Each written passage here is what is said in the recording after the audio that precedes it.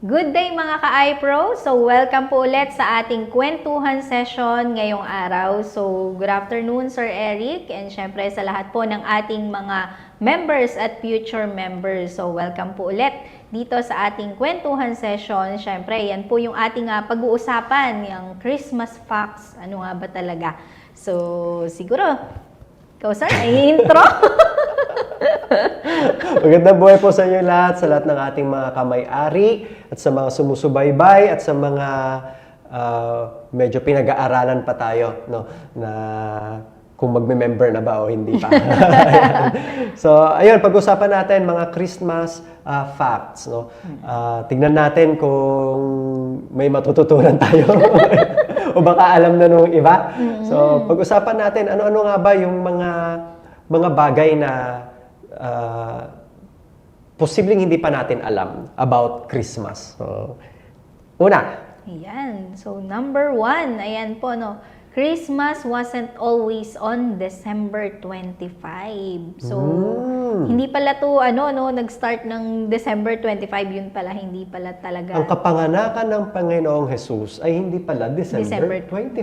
Yes. Kasi wala naman talaga tayo makikita sa Bible na December 25 yung nakalagay date. na date, ano sir? Wala talaga, ma'am. So, ano naging basis nila dito? Ayan. So, parang ang naging basis nila dito, sir, actually, hindi ko kabisado, no? Ayun. Ay isang parang pagtitipon, festival. Festival, no? yes. Isang festival ng Saturnalia. Oo, Saturnalia.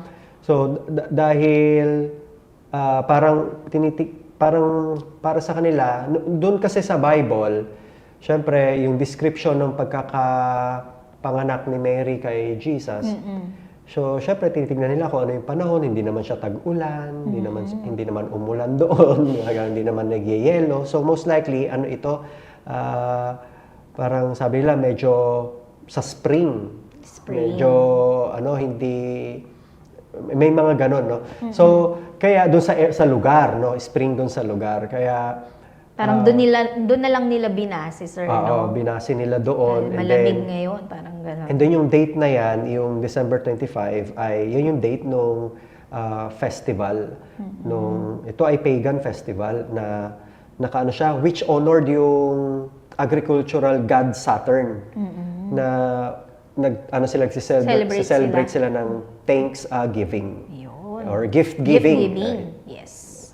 Rather, gift giving. So, ayun, hindi pala siya December 25 talaga kasi walang nakasulat sa Bible na date. Yan. So, parang dun lang talaga sila Binase lang nila doon sa pangyayari. Festival Alright. ng Saturnalia. Alright, sige po. So, kung gusto nyo pang i-search yan, i-search nyo pa po Search kasi nyo pwedeng po. mali kami di ba? So, I-comment nyo po kung i-correct nyo po kami Tama. kung mali po kami. Okay, so next na fact.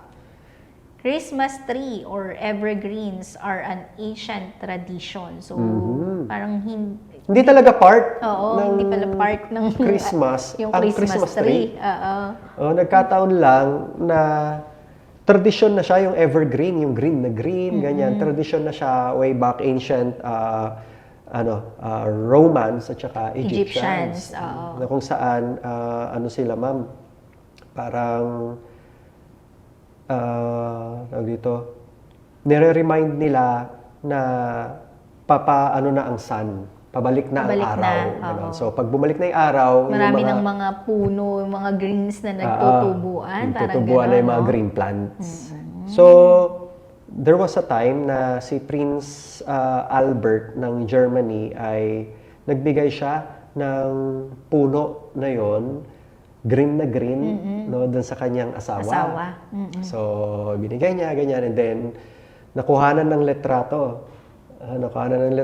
Tapos nakita ng mga tao, yung ganda ng tree.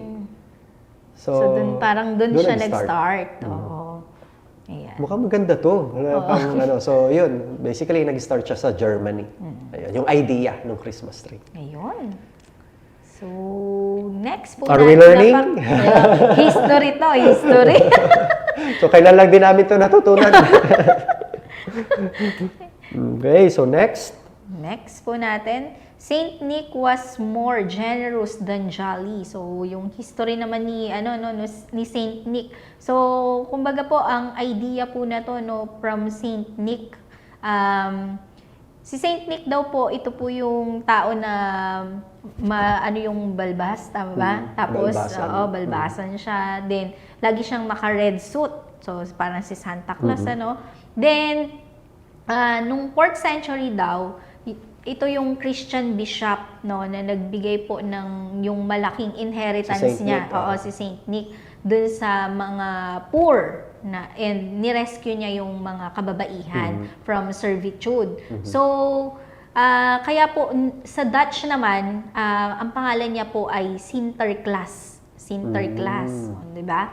Na naging ang na ngayon ay Santa Claus. So si Santa Claus. So from si Saint Nick ay more generous daw po than jolly. Kasi pagkakilala natin, si Saint Nick po pala ay Santa Claus, no? Siya si Santa Claus. Sa kanya nakuha yung idea ni Santa Claus. So si Saint Nick si Saint Nicholas, siya ay isang saint, no? Na akala kasi natin pag sinabing Santa Claus, more on jolly, di ba? Ho, ho, ho, di ba? Masaya lang siya. Merry Christmas. Ganun. Pero ano pala siya? More on generous talaga. Napagbigay pala Napagbigay talaga siya. So, yun yung ating alam niyo na pagka nagkwento tayo sa mga anakis natin. Uy, may alam pala si Mami, may alam pala si Daddy. Yan. Hanging stocking started by accident. Ano ba yun, sir? Itong medyas na ito. Medyas. Sino ba May yung laging naglalagay ng medyas sa pintuan, di ba? Sa Christmas parang naging tree. kultura na yun di ba? Kapag may, pag Pasko, holiday, nagsasabit ng medyas. Aksidente lang pala yun. Yeah. Kasi may isang pamilya nung araw na mahirap, na may mga anak siya, na babae, during yung time na yun, ay para magkaroon ng asawa itong mga anak niyang babae, kailangan ng dowry. Dowry ay yung may lalabas kang pera, no? Para pakasalan ka, no? Yung sa part ng babae. Kaya yun, nagpe-pray nga yun, yung parent na sana ay tulungan sila. Nalaman ni Saint Nick. So kaya si Saint Nick gumawa ng aksyon, di ba? Dahil mapagbigay siya, ginawa niya ng paraan. Secretly, naglagay siya sa chimney nung bahay nung pamilya na yon ng isang bag of gold. And fortunately, may sinabit na stocking yung babae kasi basa, pinapatuyo niya doon sa may area kung saan nandun yung chimney. So then nandun yung gift ni Santa. Ni Saint Nick. So naging naisip nila, tradition pag may stocking doon, bibigyan tayo, parang gano'n. So, yun na yung naging idea, sinundan na po ng mga sumunod na holidays. Diba? Pagsabit nga ng medyas. Baka dito, makapagpatuyo. Kaya ngayon, ang gaganda ng mga medyas ngayon, di ba? Alright, so next tayo. Kayo po, baka meron po kayong mga alam dyan. Share nyo po, comment nyo po, para matuto po tayo. Yes, opo. So, Silent Night is the most recorded Christmas song. O, di ba? Sino ba naman hindi nakarinig? Silent Night. Paano ba yun, sir? Kala ko, ang Pasko ay sumasit kasi paulit-ulit yun Pang-caroling no? So, most recorded pala ay Silent Night. Silent Night, oh, Holy Night. O, yun, bagong record na. Alam niyo kung ilang record yan, ma'am? Ilan, sir? Umabot yan, ma'am, ng 733 records since 1978. Dami na, no? Ang dami nang nag-record naging yan. 734. Oo, no. Silent Night. O, yun, ibang version yun. So, 734 na.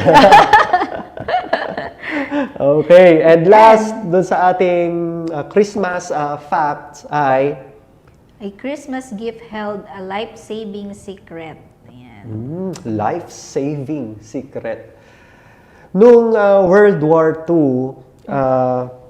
ang United States kasama ang kanyang mga allied, may mga allied forces na na held in prison, no? Na held in prison. So para matulungan nila itong mga kasamahan nila na makatakas, nagpadala sila ng gift. Yung playing cards, yung baraha, na sikreto. Yung baraha na yon, kapag pinil mo sa gitna, nandun yung mapa. Paano sila makaka-escape doon sa prison. Wow, di ba? Ang galing nga nun Kaya naging life-saving secret siya. So sino nga ba naman mag-aakala na isang baraha ay makakatakas na yung mga prisoner? So kaya yung tagabantay ng prison nung time na yon, wala siyang ka-idea. Wala silang ka-idea na May yung playing secret cards, pala, no? mapa pala yun. Akala nila, normal lang na playing cards. So, nakatakas kaya yun, sir? Nakatakas. Kaya, nakatakas, ma'am. Nakatakas, ano? Life-saving. Life-saving. Alright. So, natutunan po ba natin? Meron ba bang tumatak sa isip natin dyan? Ayan. Ang mga tumatak sa isip, ang mga tumatak sa isip nila, baraha. So ano po yung nagustuhan ninyong natutunan doon sa mga shinare po sa natin? mga facts about Christmas. So, So, comment nyo po, comment no? nyo Comment po. nyo po dyan. So, I think yun lang po yung ating kwentuhan session Yes. for today, sir. So, para po sa mga nag-aabang sa amin palagi, sa mga hindi pa member, mga sumusubaybay sa amin, umattend lang po kayo ng ating pre-membership orientation. Ayan, para po mas malaman nyo pa kung ano pa yung mga pwede po nating i-offer po sa inyo. So, yun lang. At every Wednesday po yung ating kwentuhan session. So, maraming salamat po at lagi po nating tatandaan na ang kasaganahan ng buhay ay napagtutulungan. Magandang buhay!